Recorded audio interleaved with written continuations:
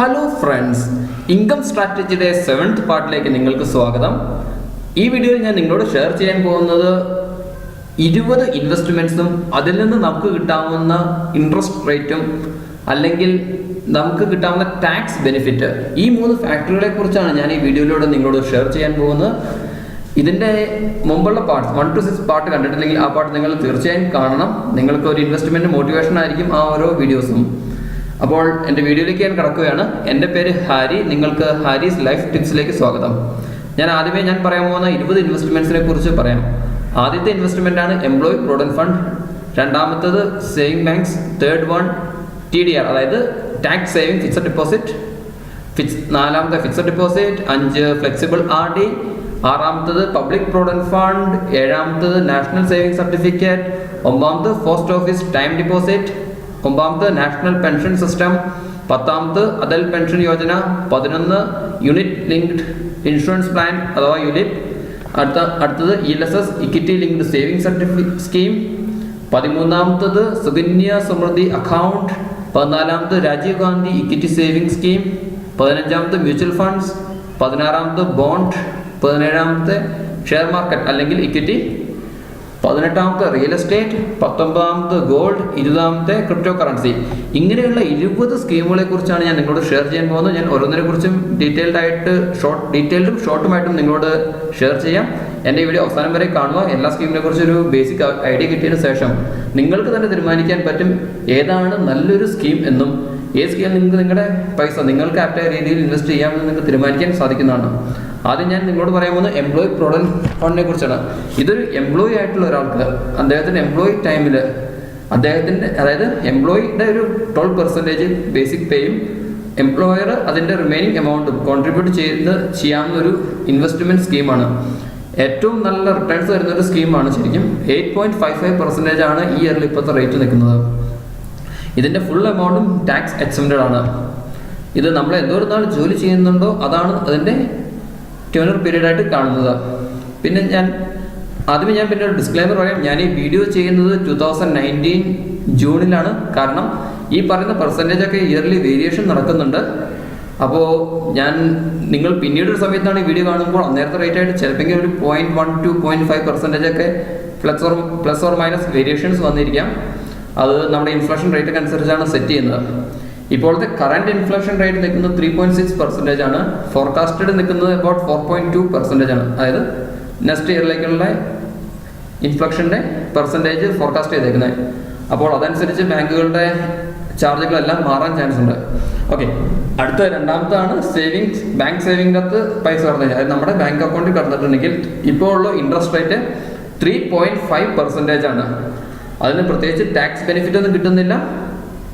എല്ലാ കൊല്ലവും അതിൻ്റെ റേറ്റ് RBI റിവൈസ് ചെയ്യുന്നുണ്ട്. അതായത് കറണ്ട് ഇൻഫ്ലേഷൻ റേറ്റിനനുസരിച്ചാണ് അത് റിവൈസ് ചെയ്യുന്നത്. ഇപ്പോഴത്തെ ഇൻഫ്ലേഷൻ റേറ്റ് നിൽക്കുന്നത് 3.6% ആണ്. അതുകൊണ്ടാണ് ഇപ്പോൾ 3.5 നിൽക്കുന്നത്. അത് ഇൻഫ്ലേഷൻ റേറ്റ് കൂടി കഴിഞ്ഞിട്ടുണ്ടെങ്കിൽ ബാങ്ക് ഇൻട്രസ്റ്റ് റേറ്റും ഓട്ടോമാറ്റിക്കലി RBI റിവൈസ് ചെയ്യുന്നതാണ്. അടുത്ത ഇതാണ് TDR അതായത് ടാക്സ് സേവിംഗ് ഫിക്സഡ് ഡെപ്പോസിറ്റ്. അതിൻ്റെ മിനിമം പീരീഡ് എന്ന് പറഞ്ഞിട്ടുണ്ടെങ്കിൽ 5 ഇയർ ആണ്. നമുക്ക് ഇപ്പോൾ ആവറേജ് കിട്ടുന്ന റിട്ടേൺസ് അതായത് പെർസെൻറ്റേജ് നിൽക്കുന്നത് 6.7% ആണ്. ഇൻകം ടാക്സ് എക്സബിൾ ആണ്. അത് പക്ഷേ അതിൻ്റെ ഇൻട്രസ്റ്റ് നമുക്ക് കിട്ടുന്നതിന് നമ്മൾ ടാക്സ് പേ ചെയ്യേണ്ട ആവശ്യമുണ്ട്. പക്ഷേ നമ്മൾ ആ എമൗണ്ട് വീണ്ടും ഒരു 5 കൊല്ലത്തേക്ക് ഫിക്സഡ് ഡെപ്പോസിറ്റ് ഇടുവാണെങ്കിൽ നമുക്ക് അന്നേരവും ടാക്സ് സേവിംഗ് ആയിട്ട് കിട്ടും. അതായത് ATCയുടെ കീഴിൽ നമുക്ക് ടാക്സ് എക്സംപ്റ്റഡ് ആയിട്ട് ക്ലെയിം ചെയ്യാൻ സാധിക്കുന്നതാണ്. ഇതിൻ്റെ ഒരു അഡ്വാൻറ്റേജ് എന്ന് പറഞ്ഞിട്ടുണ്ടെങ്കിൽ നമ്മളിപ്പോൾ സ്റ്റാർട്ട് ചെയ്യുന്ന സമയത്തുള്ള ഫിക്സഡ് പെർസെൻറ്റേജ് തന്നെയായിരിക്കും ത്രൂ ഔട്ട് ടൈമിൽ ഇത് നമുക്ക് കിട്ടുന്നത്. നാലാമത്തെ സ്കീമാണ് ഫിക്സഡ് ഡെപ്പോസിറ്റ്. അത് എല്ലാവർക്കും അറിയാവുന്ന പോലെ തന്നെ ഒരു നിശ്ചിത കാലത്തേക്ക് നമ്മുടെ എമൗണ്ട് നമ്മൾ ബാങ്കിൽ ഫിക്സഡ് ആയിട്ട് ഇടുന്നതിനാണ് ഫിക്സഡ് ഡെപ്പോസിറ്റ് എന്ന് പറഞ്ഞാൽ. മിനിമം പീരീഡ് പറയുന്നത് ഇപ്പോൾ 7 days ആണ്.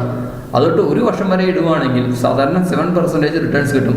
ഇപ്പോഴത്തെ കാൽക്കുലേഷൻ അനുസരിച്ച് ലോങ് ടൈമിലേക്ക് ഇടുവാണെങ്കിൽ പെർസെൻറ്റേജ് കുറവും, ഷോർട്ട് ടൈമിൽ പെർസെൻറ്റേജ് കൂടുതലുമാണ് നമുക്ക് ബാങ്കുകൾ പ്രൊവൈഡ് ചെയ്യുന്നത്. ഇപ്പോൾ 1 വർഷത്തേക്ക് 7% ഇൻട്രസ്റ്റ് പേ ചെയ്യുന്നുണ്ട്.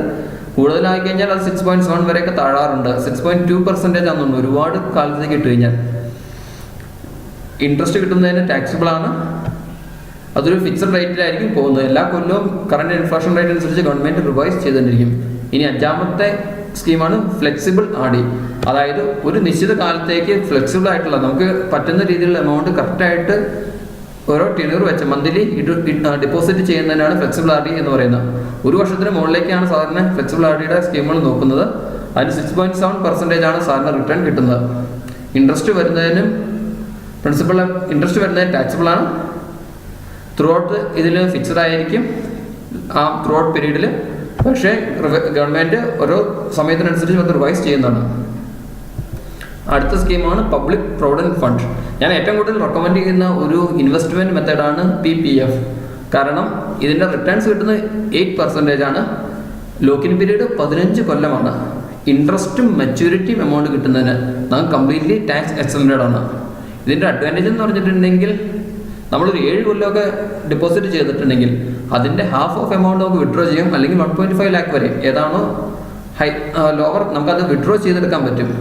എന്നിട്ട് നെക്സ്റ്റ് ഡേ തന്നെ നമ്മൾ അതിലേക്ക് ഡെപ്പോസിറ്റ് ചെയ്യുകയാണെങ്കിൽ നമുക്ക് ആ കൊല്ലവും ATCയുടെ കീഴിൽ ടാക്സ് എക്സംപ്ഷന് അപ്ലൈ ചെയ്യാൻ സാധിക്കുന്നതാണ്. പിന്നെ മിനിമം 500 രൂപ ഒരു കൊല്ലം വിട്ടാൽ മതി, നമുക്ക് 12 ഡെപ്പോസിറ്റ് ഒരു കൊല്ലം ചെയ്യാം. അപ്പോൾ ഒരു വളരെ ഫ്ലെക്സിബിൾ ആയിട്ടുള്ള വളരെ സ്ട്രോങ് ആയിട്ടുള്ള ഒരു സേവിങ് മെത്തേഡാണ് പബ്ലിക് പ്രൊവിഡന്റ് ഫണ്ട് എന്ന് പറഞ്ഞത്. 7ാമത്തുള്ള നാഷണൽ സേവിങ് സർട്ടിഫിക്കറ്റ്. അതിൻ്റെ ടേംസ് വരുന്നത് 5 കൊല്ലത്തേക്കോ അല്ലെങ്കിൽ 10 കൊല്ലത്തേക്കോ ഉള്ള സ്കീമുകളാണ് അവൈലബിൾ ആയിട്ടുള്ളത്. പെർസെൻറ്റേജ് റിട്ടേൺസ് വരുന്നത് 8% തന്നെയാണ്. ഇൻട്രസ്റ്റ് ഏൺഡ് ആഫ്റ്റർ 5 years അത് ടാക്സിബിൾ ആണ്. പക്ഷെ നമ്മൾ വീണ്ടും അത് ഡെപ്പോസിറ്റ് ചെയ്യുകയാണെങ്കിൽ നമുക്ക് അവിടെയും ടാക്സ് സേവിങ് സാധിക്കുന്നതാണ്. ഏതൊരു പോസ്റ്റ് ഓഫീസിൽ നിന്നും ഈസി ആയിട്ട് സ്റ്റാർട്ട് ചെയ്യുന്ന സ്കീമാണ്. അതുപോലെ തന്നെ പബ്ലിക് പ്രൊവിഡന്റ് ഫണ്ട് നമുക്ക് ഏതൊരു ബാങ്കിൽ നിന്നും വളരെ ഈസി ആയിട്ട് ഓപ്പൺ ചെയ്യാൻ പറ്റുന്ന ഒരു സ്കീമാണ്. 8ാമതാണ് പോസ്റ്റ് ഓഫീസ് ടൈം ഡിപ്പോസിറ്റ്. അത് പല varying ടൈമുകളുണ്ട്. 1 year, 2 year, 3 year, 5 year അങ്ങനെ പല സ്കീമുകൾ അവൈലബിൾ ആണ്. ഒരു 6.9 to 7.85% നമുക്ക് റിട്ടേൺസ് വരുന്നത്. ഇൻട്രസ്റ്റ് ടാക്സിബിൾ ആണ്. പക്ഷേ അവരൊരിക്കലും അതിന് TDS കട്ട് ചെയ്യുന്നില്ല. അതായത് സോഴ്സിൽ നിന്ന് അവർ ടാക്സ് എമൗണ്ട് കട്ട് ചെയ്യുന്നില്ല. നമുക്ക് ഫുൾ എമൗണ്ട് നമ്മുടെ അക്കൗണ്ടിലേക്ക് ക്രെഡിറ്റ് ആവും. നമ്മുടെ കറണ്ട് ടാക്സ് സ്ലാബ് അനുസരിച്ചുള്ള ടാക്സ് നമ്മൾ പേ ചെയ്യും, റിട്ടേൺസ് ഫയൽ ചെയ്യുകയും ചെയ്താൽ മാത്രം മതിയാവും.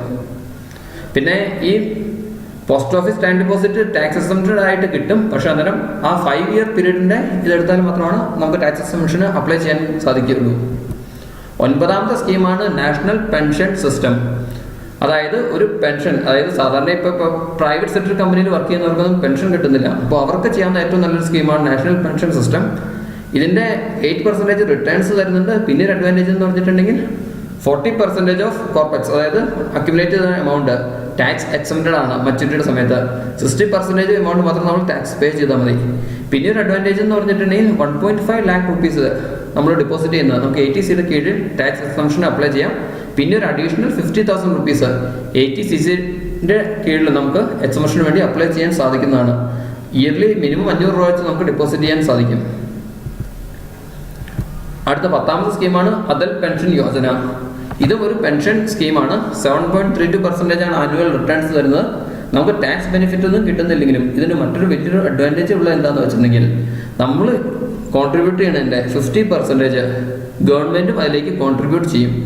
Or 1000 rupees. ഇതിനകത്ത് ഏതാണോ ലോവർ വരുന്നത്, ഇപ്പോൾ നമ്മൾ 2000 രൂപ കോൺട്രിബ്യൂട്ട് ചെയ്തിട്ടുണ്ടെങ്കിൽ ഗവൺമെൻറ് ഒരു 1000 രൂപ വർഷം അതിലേക്ക് കോൺട്രിബ്യൂട്ട് ചെയ്യും.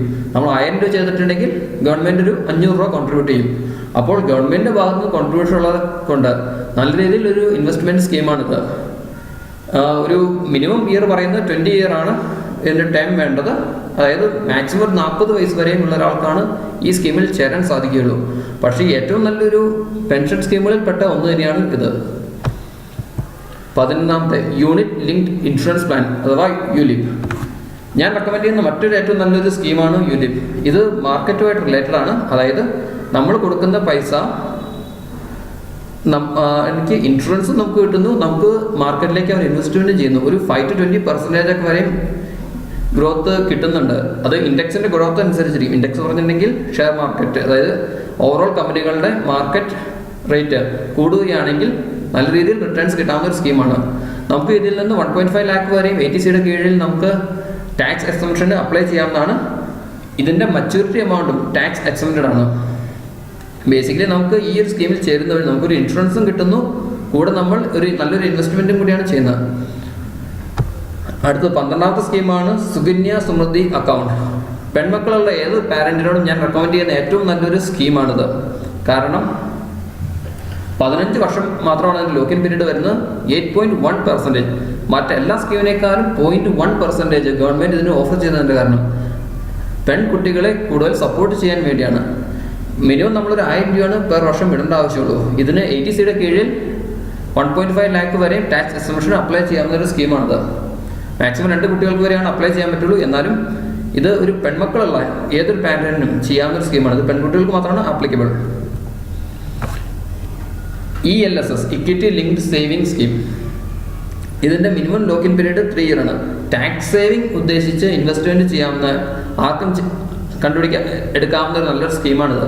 കാരണം ബാക്കി ഒരുമാതിരിപ്പെട്ട എല്ലാ ടാക്സ് സേവിങ്സിന്റെയും ടൈം വരുന്നത് മിനിമം 5 ഇയർ ആണ്. എന്നാൽ ഈ ഒരു സ്കീമിന് 3 ഇയർ ആണ് ലോക്കിൻ പീരീഡ് വരുന്നുള്ളൂ. ഒരു ആവറേജ് ഇപ്പോൾ റിട്ടേൺ 5% തൊട്ട് വരുന്നുണ്ട്. കഴിഞ്ഞ മുതലൊക്കെ മാർക്കറ്റ് നല്ല ഹൈ ആയിക്കൊണ്ടിരുന്ന സമയത്ത് 20% വരെയും റിട്ടേൺസ് കൊടുത്ത സ്കീമുകൾ അവൈലബിൾ ആണ്. അപ്പോൾ ഇത് മാർക്കറ്റുമായിട്ട് ലിങ്ക്ഡ് ആയിട്ടുണ്ട്. ആ ഒരു റിസ്ക് ഉണ്ട്. നമുക്ക് 80സിയുടെ കീഴിൽ 1.5 ലക്ഷം രൂപ വരെ ടാക്സ് എക്സംപ്ഷൻ അപ്ലൈ ചെയ്യാവുന്നതാണ്. അതായത് ആ മിനിമം 3 ഇയർ ലോക്കിൻ കഴിയുമ്പോൾ നമ്മൾ വീണ്ടും ആ പൈസ നമുക്ക് റൊട്ടേറ്റ് ചെയ്തുകൊണ്ടിരുന്നിട്ടുണ്ടെങ്കിൽ നമുക്ക് എന്നും ആ ടാക്സ് എക്സംപ്ഷൻ അപ്ലൈ ചെയ്യാവുന്നതാണ്. അടുത്ത സ്കീമാണ് Rajiv Gandhi equity saving scheme.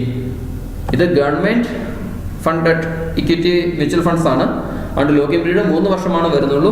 കഴിഞ്ഞ കൊല്ലം ഇതിന് കൊടുത്ത റിട്ടേൺസ് എന്ന് പറയുന്നത് 10.63% ആണ് കഴിഞ്ഞ കൊല്ലം ഗവൺമെന്റ് കൊടുത്ത റിട്ടേൺസ്. നമുക്ക് ഇതിൻ്റെ അകത്ത് ഗുണം എന്ന് പറഞ്ഞിട്ടുണ്ടെങ്കിൽ ഒരു 50,000 രൂപ വരെ 80cc/യുടെ കീഴിൽ നമുക്ക് ടാക്സ് എക്സംപ്ഷൻ അപ്ലൈ ചെയ്യാൻ സാധിക്കുന്നതാണ്. പിന്നെ നമ്മുടെ ഇൻകം 12 ലക്ഷത്തിൽ താഴെ ആണെങ്കിൽ നമുക്ക് അതിന് കിട്ടുന്ന റിട്ടേൺസിന് നമ്മൾ ടാക്സ് പേ ചെയ്യേണ്ട ആവശ്യം വരുന്നില്ല. അപ്പോൾ ഒരു സാധാരണ അപ്പർ മിഡിൽ ക്ലാസ്സിലുള്ള ഒരു ഇൻവെസ്റ്റ്മെന്റ് ആഗ്രഹിക്കുന്ന ഒരാൾക്ക് ചെയ്യാൻ പറ്റിയ ഏറ്റവും നല്ലൊരു സ്കീമാണ് Rajiv Gandhi equity saving scheme. ഇത് ഇക്വിറ്റിയായിട്ട് ലിങ്ക്ഡ് ആണ്. അതുകൊണ്ട് ഈ പെർസെൻറ്റേജ് വളരെ നല്ല രീതിയിൽ മാറിക്കൊണ്ടേയിരിക്കുന്നതാണ്. 15th സ്കീമാണ് മ്യൂച്വൽ ഫണ്ട്. ഈ മ്യൂച്വൽ ഫണ്ട് എന്ന് പറഞ്ഞാൽ എല്ലാവർക്കും തന്നെ അറിയാവുന്ന ഒരു സ്കീമാണെന്ന് ഞാൻ വിചാരിക്കുന്നു. അതായത് പല ആൾക്കാരുടെ നിന്ന് ക്യാഷ് കളക്ട് ചെയ്ത് അതൊരു ഫണ്ട് മാനേജർ പല കമ്പനികളിലും ഇൻവെസ്റ്റ് ചെയ്യുന്ന ഒരു സ്കീമാണ് മ്യൂച്വൽ ഫണ്ട് എന്ന് പറയുന്നത്. അത് depending on the scheme period മാറിക്കൊണ്ടേയിരിക്കും. ചിലപ്പോൾ SIP മോഡൽ ചെയ്യുന്നതാണെങ്കിൽ എല്ലാ മന്തിലും ഈക്വലായിട്ട് എമൗണ്ട് ഡെപ്പോസിറ്റ് ചെയ്താൽ മതി. അല്ലെങ്കിൽ 3 കൊല്ലത്തേക്ക് 5 കൊല്ലത്തേക്ക് അങ്ങനെ ഇഷ്ടമുള്ള രീതിയിൽ മ്യൂച്വൽ ഫണ്ട്സ് നമുക്ക് സ്റ്റാർട്ട് ചെയ്യാവുന്നതാണ്. ഒരു 5 to 20% ആണ് ആവറേജ് റിട്ടേൺസ് പറയുന്നത്. ഇപ്പോൾ മാർക്കറ്റ് നല്ല രീതിയിൽ ഗ്രോ ചെയ്യുകയാണെങ്കിൽ 20-25% ഒക്കെ റിട്ടേൺസ് കൊടുത്ത സ്കീമുകളും അവൈലബിൾ ആണ്. ഇത് നമ്മൾ 1 കൊല്ലത്തിന് ശേഷമാണ് നമ്മുടെ റിട്ടേൺസ് തിരിച്ച് മേടിക്കുന്നതെങ്കിൽ അല്ലെങ്കിൽ ഫണ്ട് കൊടുത്തെങ്കിൽ നമുക്ക് long time capital gain eligible ആണ് നമ്മൾ. അപ്പോൾ ടാക്സ് പെർസെൻറ്റേജ് നമ്മുടെ ഹയർ സ്ലാബിൽ ടാക്സ് പേ ചെയ്തുകൊണ്ടിരിക്കുന്ന ഒരാൾക്ക് ബെനിഫിറ്റ് ആയിട്ട് വരുന്നത്.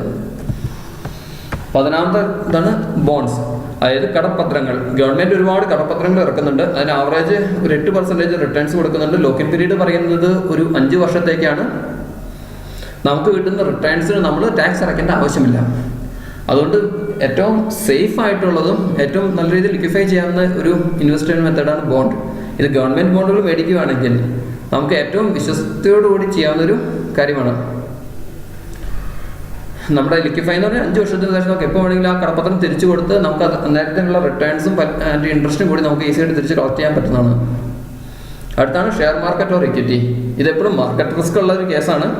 ഒരു ആവറേജ് 5 to 20% റിട്ടേൺസ് പ്രതീക്ഷിക്കാം. മാർക്കറ്റ് ഗ്രോ ചെയ്യുവാണെങ്കിൽ അതിനും കൂടുതൽ റിട്ടേൺസ് എക്സ്പെക്ട് ചെയ്യാം. എൻ്റെ ഒരു പേഴ്സണൽ അഭിപ്രായം പറയുവാണെങ്കിൽ നമ്മളൊരു ഇൻഡെക്സ് ഫണ്ടിലൊക്കെ ഇൻവെസ്റ്റ് ചെയ്യുവാണെങ്കിൽ ആവറേജ് 10 to 20%, 100% നമുക്ക് റിട്ടേൺസ് കിട്ടാൻ ചാൻസ് ഉണ്ട്. പിന്നെ ഒരു മാർക്കറ്റ് കറക്ഷനോ ക്രാഷോ സംഭവിച്ചിട്ടുണ്ടെങ്കിൽ നമ്മൾ വിചാരിച്ചേക്കാളും താഴെ പോയി വരാം. പക്ഷെ ഒരു ലോങ് ടൈം ഇൻവെസ്റ്റ്മെന്റ് ഉദ്ദേശിക്കുന്ന ഒരാൾക്ക് എപ്പോഴും ഷെയർ മാർക്കറ്റ് ഒരു സേഫർ സോണാണ്. ഞാൻ പറയുന്നത് ട്രേഡിംഗ് അല്ല, ഇൻവെസ്റ്റ്മെന്റ് എന്ന രീതിയിൽ ഇൻഡെക്സ് ഫണ്ടിൽ പൈസ നിക്ഷേപിക്കുന്നതിനാണ് ഞാൻ ഇവിടെ ഇക്വിറ്റി എന്ന് പറയുന്നുള്ളൂ. അടുത്താണ് റിയൽ എസ്റ്റേറ്റ്. എല്ലാവർക്കും അറിയാവുന്നൊരു കാര്യമാണ്. നമ്മുടെ നാട്ടിൽ സ്ഥലം മേടിച്ചിട്ട് കഴിഞ്ഞിട്ടുണ്ടെങ്കിൽ വില കൂടുമ്പോൾ വിൽക്കാം, നല്ല ലാഭം ഉണ്ടാക്കാം എന്നുള്ളത്. റിയൽ എസ്റ്റേറ്റിന് അതിൻ്റെതായ റിസ്ക് ഉണ്ട്. പക്ഷെ ഒരു 5 to 30% റവന്യൂ ഉണ്ടാക്കാവുന്ന ഒരു സ്കീമാണ്. ഇപ്പോൾ നമ്മുടെ നാട്ടിൽ മാർക്കറ്റ് വളരെ ഡൗൺ ആണ്. അതായത് റിയൽ എസ്റ്റേറ്റ് ബിസിനസ് വളരെ ഡൗൺ ആണെങ്കിലും നമ്മളൊരു സ്ഥലം മേടിച്ചിട്ട് കഴിഞ്ഞാൽ എങ്ങനെയായാലും സ്ഥലത്തിന് വില കൂടിക്കൊണ്ടിരിക്കുകയാണ് ചാൻസ് കൂടുതൽ. അതുപോലെ തന്നെ റെന്റൽ ഇൻകം ഉണ്ടാക്കാം, അല്ലെങ്കിൽ ഫ്ലിപ്പ് ട്രാൻസാക്ഷൻ നടത്താം. അതായത് ലാൻഡ് അല്ലെങ്കിൽ ഹൗസ് പ്രോപ്പർട്ടി ഒക്കെ മേടിച്ചിട്ടുണ്ടെങ്കിൽ എപ്പോഴും നമുക്ക് റെന്റ് കിട്ടിക്കൊണ്ടിരിക്കും. അല്ലെങ്കിൽ ഒരു ഷോപ്പ് മേടിച്ചിട്ടുണ്ടെങ്കിൽ നമുക്ക് ആ ഷോപ്പ് റെന്റിന് കൊടുത്തു കഴിഞ്ഞാൽ റെന്റ് കിട്ടും. അങ്ങനെ ഒരു റെന്റൽ ഇൻകമായിട്ട് കളക്ട് ചെയ്യാൻ പറ്റുന്ന ഒരു സ്കീമാണ് റിയൽ എസ്റ്റേറ്റ്. അടുത്തതാണ് ഗോൾഡ്. നമ്മുടെ നാട്ടിൽ ഒരുപാട് ആൾക്കാർ ചെയ്യുന്ന ഒരു സ്കീമാണ് ഗോൾഡിൽ ഇൻവെസ്റ്റ് ചെയ്യുക എന്നുള്ളത്. കാരണം ഗോൾഡ് എന്നും വില കൊടുക്കേണ്ടിയിരിക്കുക എന്നതാണ്. പിന്നെ നമുക്കൊരു ഇമോഷണൽ അറ്റാച്ച്മെന്റും ഗോൾഡിനോടുണ്ട്. അത് ജ്വല്ലറിയിൽ ഇൻവെസ്റ്റ് ചെയ്യുന്നേക്കാൾ നല്ലത് കോയിൻസോ ബാറോ ആയിട്ടോ നമ്മൾ ഇൻവെസ്റ്റ് ചെയ്യുകയാണെങ്കിൽ നമുക്കതെന്നും ആ വില കിട്ടും. കാരണം ജ്വല്ലറി ആയി കഴിഞ്ഞിട്ടുണ്ടെങ്കിൽ അതിന് പണിക്കൂലി പണിക്കുറവെന്ന് പറഞ്ഞ് എന്തൊക്കെയോ പറഞ്ഞ് കുറേ ചാർജസ് കട്ട് ചെയ്യാൻ ചാൻസ് ഉണ്ട്. അപ്പോൾ എപ്പോഴും ഗോൾഡ് കോയിനായിട്ട് നമ്മൾ മേടിച്ചിരിക്കാം. ഇതിനുള്ള പ്രോബ്ലം എന്താണെന്ന് വെച്ചിട്ടുണ്ടെങ്കിൽ അത് പിന്നെ സൂക്ഷിക്കാനായിട്ട് നമ്മൾ അതിനുവേണ്ടി കഷ്ടപ്പെടേണ്ടി വരും. അല്ലെങ്കിൽ അതിൻ്റെ ട്രാൻസാക്ഷൻ അതൊക്കെ വളരെ ബുദ്ധിമുട്ടാണ്. അല്ലെങ്കിൽ ഗോൾഡ് മ്യൂച്വൽ ഫണ്ട്സുകളുണ്ട്, സോവർജിൻ ഗോൾഡ് ബോണ്ടുകളുണ്ട്. അതിലൊക്കെ പൈസ സ്പെൻഡ് ചെയ്യുകയാണെങ്കിൽ എങ്ങനെയായാലും ഒരു ആവറേജ് ഒരു 5 to 15% ഗ്രോത്ത് ഉണ്ടാകും. കഴിഞ്ഞ കൊല്ലത്തെ റിട്ടേൺസ് അബൌട്ട് പറയുന്ന 10% ആയിരുന്നു ഗ്രോത്ത് ഉണ്ടായിരുന്നത്. അതിൻ്റെ മുമ്പിലത്തെ കൊല്ലം കമ്പാരിറ്റീവ്ലി ലോ ആയിരുന്നു. പക്ഷെ അതിൻ്റെ മുമ്പിലത്തെ കൊല്ലം നല്ല രീതിയിലൊരു റിട്ടേൺസ് കൊടുത്തൊരു സ്കീമാണ് ഗോൾഡ്. അപ്പോൾ അത് സമയത്തിനനുസരിച്ച് മാറിക്കൊണ്ടിരിക്കും. എന്നാലും ഗോൾഡ് ഒരു സേഫ് ഇൻവെസ്റ്റ്മെൻ്റ് ആണ്. അടുത്ത ഇൻവെസ്റ്റ്മെൻ്റ് ആണ് ക്രിപ്റ്റോ കറൻസി. ഇതൊരിക്കലും ഞാൻ റെക്കമെൻഡ് ചെയ്യുന്ന ഒരു സ്കീമല്ല. കാരണം ഇത് ഇന്ത്യയിൽ ഇതൊരിക്കലും ലീഗലായിട്ടുള്ള ഒരു സ്കീമല്ല. കഴിഞ്ഞ കൊല്ലത്തെ റിട്ടേൺസ് കൊടുത്ത് 53% ആണ് ഗ്രോത്ത് കാണിച്ചേക്കുന്നത്. പക്ഷേ ഒരിക്കലും ഇത് ലീഗലല്ല, ഇന്ത്യൻ ലീഗലല്ലാത്ത കാരണം നമുക്കത് എപ്പോഴും ഗവൺമെൻറ് കംപ്ലീറ്റ് ആയിട്ട് ബാൻ ചെയ്യാൻ വരെയുള്ള ചാൻസ് ഉണ്ട്. ബാൻ ചെയ്ത് കഴിഞ്ഞാൽ നമ്മൾ ഇൻവെസ്റ്റ് ചെയ്ത് പൈസ കിട്ടി നമുക്ക് പിന്നെ സെല് ചെയ്യാൻ പറ്റാതെ 0 ആയി എന്ന് വരാം. പിന്നെ ഒരുപാട് ക്രിപ്റ്റോ കറൻസികൾ അവൈലബിൾ ആണ്. അതിൻ്റെ ഏറ്റവും ഫേമസ് ആയിട്ട് ഇപ്പോൾ നിൽക്കുന്നതാണ് ബിറ്റ് കോയിൻ എന്ന് പറയുന്നത്. ഇരിയം കോയിൻ ഉണ്ട്, വി ചെയിൻ ഉണ്ട്, ലൈറ്റ് കോയിൻ ഉണ്ട്, ഇസഡ് ക്യാഷ് ഉണ്ട്. അങ്ങനെയുള്ള ഒരുപാട് സ്കീമുകൾ ഇപ്പോൾ ഇന്ത്യയിൽ അവൈലബിൾ ആണ്. അത് മേടിക്കാനും വിൽക്കാനും ഒരുപാട് സൈറ്റുകളും അവൈലബിൾ ആണ്. എന്നാലും അതിന് ഇന്ത്യയിൽ ലീഗൽ അല്ലാത്തടത്തോളം കാലം ഇതിൽ ഇൻവെസ്റ്റ് ചെയ്യുന്ന അതിൻ്റെതായ റിസ്ക് ഫാക്ടർ ഉണ്ട് എന്നാണ് എനിക്ക് നിങ്ങളോട് പറയാനുള്ളത്. പക്ഷേ റിസ്ക് എടുക്കാൻ താല്പര്യമുള്ളവർ അല്ലെങ്കിൽ അബ്രോഡ് ട്രാൻസാക്ഷനൊക്കെ പറ്റുന്നവരാണെങ്കിൽ ചെയ്തു കഴിഞ്ഞാൽ റിട്ടേൺ ഉണ്ടാക്കാവുന്ന ഒരു സ്കീം കൂടിയാണിത്. പല വിദേശ രാജ്യങ്ങളിലും, അതായത് അമേരിക്ക പോലുള്ള ടോപ്പ് നിൽക്കുന്ന കമ്പനി രാജ്യങ്ങളിൽ പോലും ഇത് ലീഗലാണ്. അത് കാരണം അവിടെ സെല് ചെയ്യാം, ബൈ ചെയ്യാം, അങ്ങനെയുള്ള കാര്യങ്ങൾ ചെയ്യാൻ സാധിക്കുന്നതാണ്. അപ്പോൾ ഞാൻ ഈ പറഞ്ഞ 20 സ്കീമുകളിൽ നിങ്ങൾക്ക് ഇഷ്ടപ്പെട്ട സ്കീം നിങ്ങൾക്ക് സെലക്ട് ചെയ്യാം. അതനുസരിച്ച് നിങ്ങളുടെ എമൗണ്ടിൻ്റെ അറ്റ്ലീസ്റ്റ് ഒരു 1/10 പോർഷനെങ്കിലും എല്ലാ കൊല്ലം കൃത്യമായിട്ട് ഇൻവെസ്റ്റ് ചെയ്തുകൊണ്ടിരിക്കുകയാണെങ്കിൽ നിങ്ങൾക്ക് അതിൽ നിന്ന് റിട്ടേൺ ഉണ്ടാക്കാൻ സാധിക്കും. ഞാൻ ബേസിക്കലി ഒരു ഫൈനാൻഷ്യൽ അഡ്വൈസർ അല്ല, ഞാനൊരു ബിസിനസ് ഡെവലപ്മെൻറ്റ് പേഴ്സൺ ആണ്. അപ്പോൾ ഞാൻ പറയുന്ന വീഡിയോ അങ്ങനെ ഒരു കൺസെപ്റ്റിൽ എടുത്താൽ മതി, ഒരു ഫ്രണ്ടിൻ്റെ റെക്കമെൻഡേഷൻ എന്ന രീതിയിൽ എടുത്താൽ മതി. പിന്നെ ഈ ബിസിനസ് ഡെവലപ്മെൻറ്റ്, സെയിൽസ് അല്ലെങ്കിൽ ഷെയർ മാർക്കറ്റും ഫൈനാൻസൊക്കെ എനിക്ക് പേഴ്സണൽ ഇൻട്രസ്റ്റ് ഉള്ള ടോപ്പിക്കാണ്. ഇങ്ങനത്തെ വീഡിയോ കാണാൻ താല്പര്യമുള്ളവർ എൻ്റെ ചാനൽ സബ്സ്ക്രൈബ് ചെയ്യുക. പിന്നെ എൻ്റെ ചാനൽ കാണാൻ സമയം ചെലവഴിച്ച നിങ്ങൾക്ക് എൻ്റെ താങ്ക്സ്. നിങ്ങൾ ഈ വീഡിയോ കാണുമ്പോൾ നിങ്ങൾക്ക് ഇഷ്ടപ്പെട്ട് കഴിഞ്ഞാൽ ലൈക്ക് ചെയ്യുക. അതുപോലെ തന്നെ നിങ്ങളുടെ ഫ്രണ്ട്സൊക്കെ ആയിട്ട് ഷെയർ ചെയ്യുക. ഇങ്ങനൊരു വീഡിയോ ഷെയർ ചെയ്യുമ്പോൾ കൂടുതൽ ആൾക്കാർ കാണുമ്പോഴും അതായത് വ്യൂസ് കൂടുമ്പോഴും സബ്സ്ക്രിപ്ഷൻ കൂടുമ്പോഴൊക്കെ ഒരു മോട്ടിവേഷനാണ് എനിക്ക് കിട്ടുന്നത്. അപ്പോൾ നിങ്ങളുടെ മാക്സിമം സപ്പോർട്ട് എനിക്ക് ഉണ്ടാകണം. കാരണം എന്നാലാണ് ഇങ്ങനത്തെ തന്നെ ഒരു വീഡിയോസൊക്കെ ചെയ്യണമെങ്കിൽ കുറച്ച് ടൈം സ്പെൻഡ് ചെയ്യേണ്ട ആവശ്യമുണ്ട്. അത് നിങ്ങൾ കണ്ടന്റ് ഉണ്ടാക്കണം, ഒന്ന് ചെറുതായിട്ട് പറഞ്ഞു പോകണം, റെക്കോർഡ് ചെയ്യണം, ചെറുതായിട്ടൊന്ന് എഡിറ്റ് ചെയ്യണം. അപ്പോൾ അതിനൊക്കെ ചെയ്യാനുള്ള സമയം സ്പെൻഡ് ചെയ്യാനുള്ളൊരു മോട്ടിവേഷൻ കിട്ടണമെങ്കിൽ നിങ്ങളിത് കൂടുതൽ സബ്സ്ക്രൈബ് ചെയ്യുക, ഷെയർ ചെയ്യുക, നിങ്ങളുടെ കമൻറ്റുകൾ അറിയിക്കുക. ഏതെങ്കിലും ടോപ്പിനെ കുറിച്ച് കൂടുതൽ അറിയണമെങ്കിൽ കമൻറ്റ് ബോക്സിൽ ഇട്ട് കഴിഞ്ഞാൽ ഞാൻ അറിയാവുന്ന കാര്യമാണെങ്കിൽ റിപ്ലൈ ചെയ്യാൻ ശ്രമിക്കാം. ദെൻ എൻ്റെ വീഡിയോ കാണാൻ സമയം ചെലവഴിച്ച് നിങ്ങൾക്ക് വീണ്ടും എൻ്റെ താങ്ക്സ്. By, see you.